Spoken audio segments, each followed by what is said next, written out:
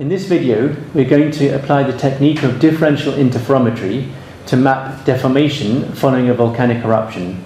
And we will do that with the Sentinel-1 single-look complex imagery. The imagery includes two single complex Sentinel-1 scenes. And if we expand the bands folder, we will see that we have complex bands for each of the swaths of the interferometric wide swath product. So here we have the complex bands, and we also have a virtual intensity band which is created on the fly. And we have two products, one acquired on the 3rd of November 2014, the second on the 27th of November.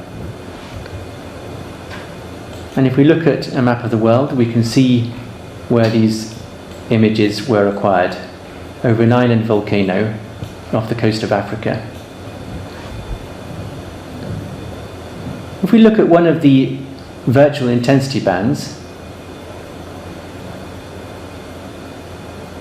we can see that there are a number of bursts within each of these swaths. Okay, so the volcano island is situated on two of these bursts. So the first thing we will do is only take one subswath and the two bursts within this subswath, and we'll discard the rest of the image to increase the speed of the processing. We go to radar, Sentinel-1 tops, Sentinel-1 top split. And here in processing parameters, we can zoom in using the scroll wheel of the mouse and the right mouse button to pan. We can see the various different swaths. We will take IW3, which covers the island volcano, and we'll take the bursts 1 to 2.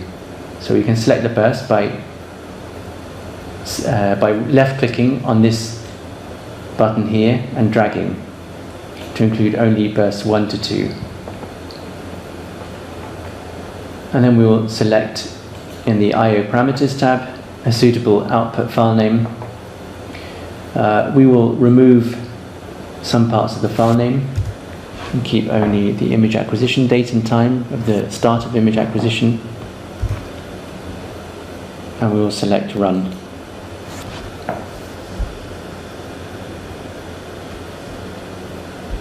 And then we will do the same for the second image.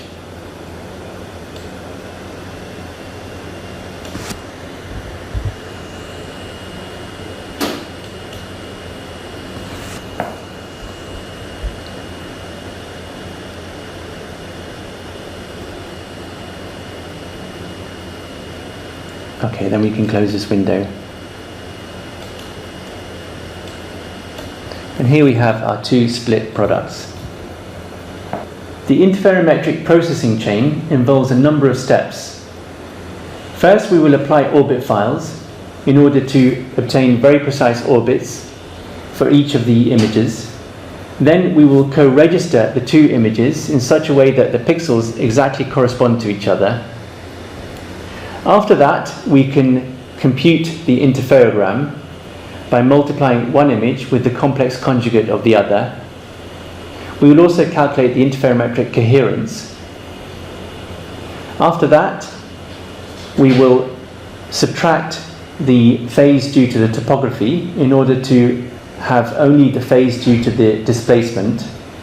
We will then filter that phase, and then we will geometrically correct the product and then overlay that onto an image in Google Earth.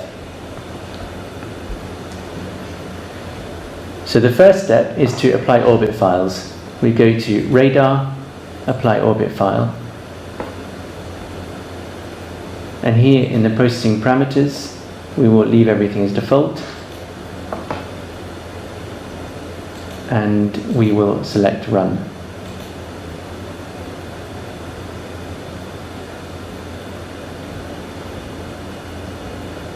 And we'll do this for both the products.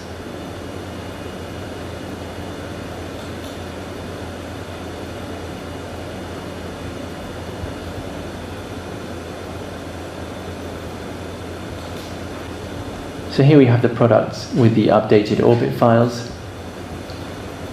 So the precise orbits are available some days after the image acquisition, when more precise orbits are calculated. Now we will do the co-registration. The co-registration for the TOPS mode includes two steps. We have the back geocoding and the enhanced spectral diversity. So we'll do one at a time. Essentially, both these steps will ensure the images are very precisely co-registered, and that involves use of the orbit information and also carrying out a cross-correlation. So we select back geocoding. Here we can select the plus icon to add all the inserted products, but we will remove those which we will not co-register. So we will only co-register the images with the orbit files included. So we will remove all other files. So here we have the images with the updated orbits,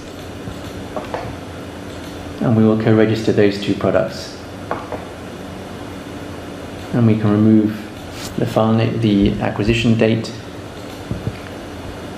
and then we can select Run.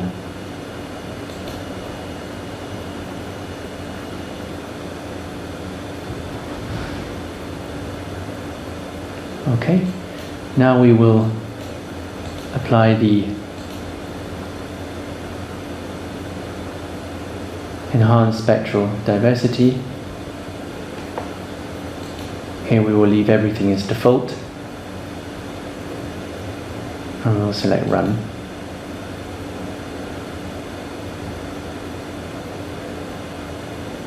Once we have done this, we'll have very precisely co-registered imagery, which is essential for carrying out interferometry.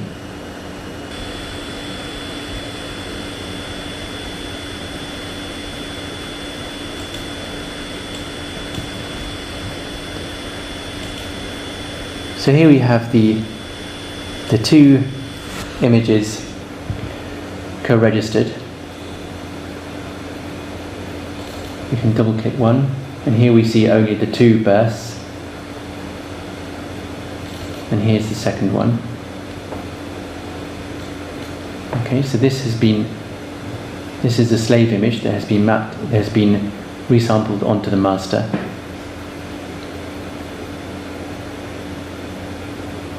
Now we can compute the interferogram.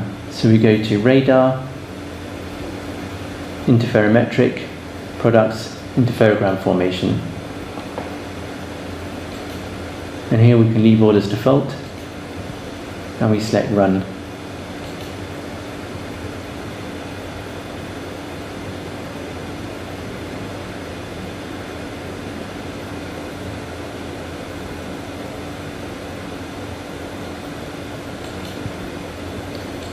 So here we have our interferogram, and the interferogram is in the phase band of this image.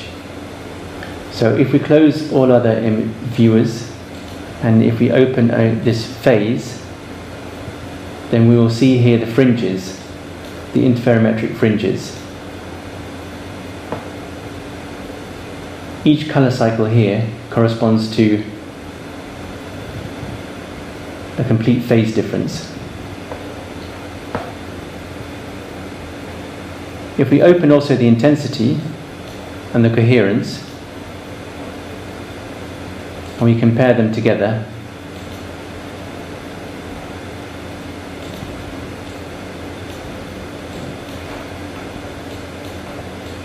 we can see that in the coherence image, there are some areas where you have high coherence and other areas where you have very low coherence.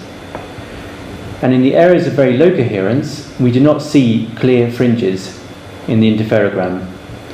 Only in the areas of high coherence do we see these clear fringes. What we will now do is a deburst to remove this gap between the bursts. So we go to Radar, Sentinel-1 Tops, Sentinel-1 Tops deburst. And here we can leave all as default and select Run.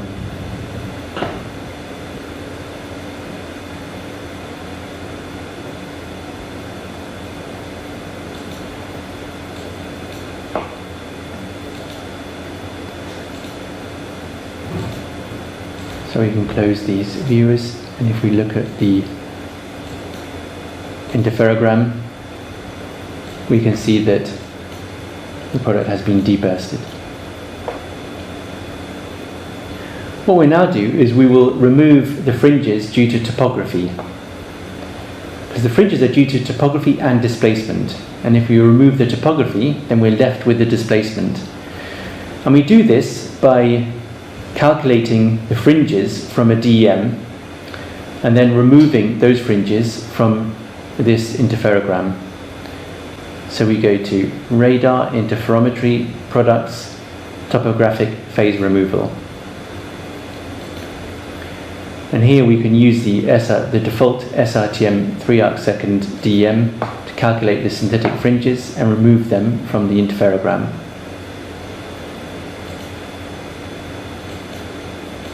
So we'll select our debursted product, and then we select Run.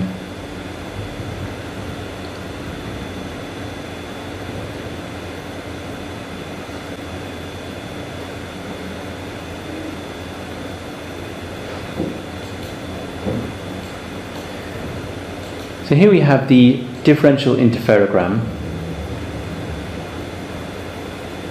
and we can open that here. And if we compare the interferogram and the differential interferogram, while in the interferogram we see a clear cycle of fringes from the bottom of the volcano, in the differential interferogram we see fringes that do not appear to only follow the contours of the volcano, but we see more fringes in a certain part of the volcano.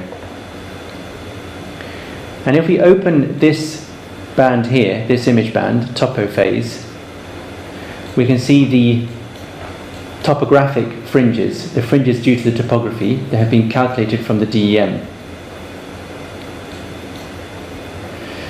This differential interferogram, and the interferogram itself as well, is quite noisy, and a common step is to do a phase filtering.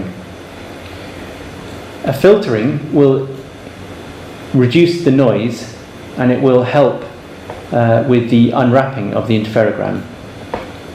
So we go to radar, interferometric, filtering, Goldstein phase filtering. So the Goldstein is one algorithm for doing the phase filtering. And here we leave everything as default, and we select our differential interferogram, and we select Run.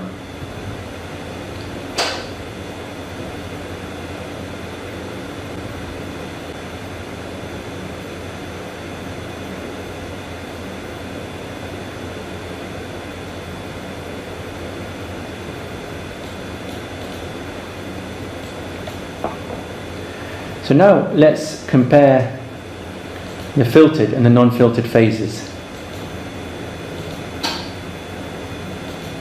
So here we have our filtered phase, and here we have our non-filtered phase. So we can see that the filtered phase is much cleaner.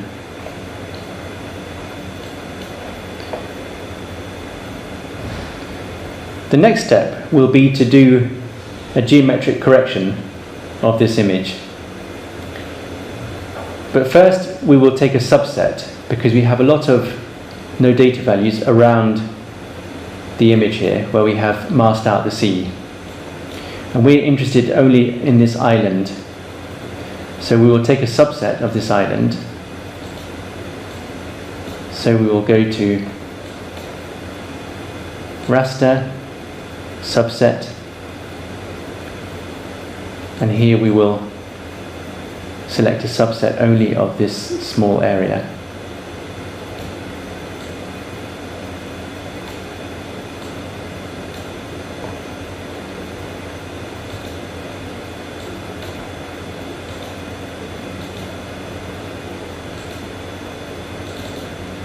So here we have our subset. And now we will go to radar, geometric, terrain correction, range Doppler terrain correction. And in the Processing Parameters tab, we will select only the phase, so the differential interferogram, and the coherence.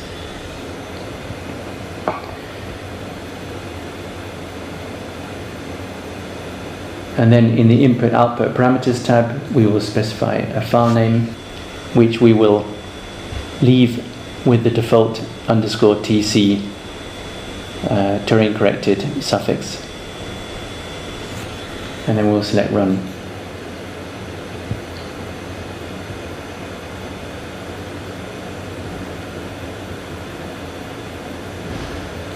And we can close this.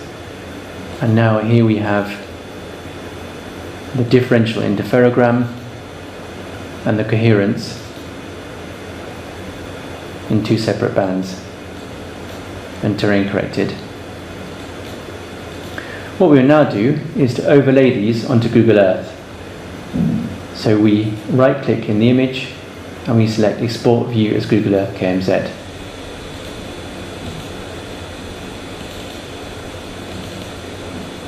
We'll leave this as default, and we'll click Save to create a KMZ file.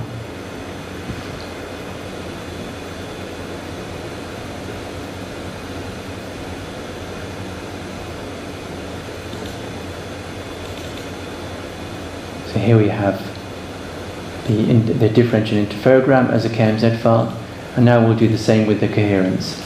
So we right click and we select Export View as Google Earth KMZ.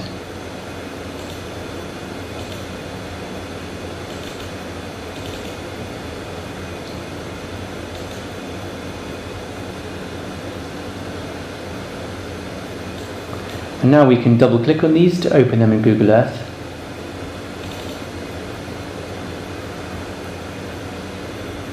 So here we can see the differential interferogram overlaying. And we see the dense fringes corresponding to deformation. So the denser the fringes, the greater the deformation. And we see that the fringes are over this part of the volcano. We do not see such dense fringes elsewhere. We have here the cone of the volcano. This displacement corresponds to the collapse of the crater following the eruption, and the fringes here, corresponding to the displacement here, are due to the lava, so the increased height from the lava flow. So here we have positive displacement, and here we have negative displacement. And if we look at the coherence, so now let's open the coherence image.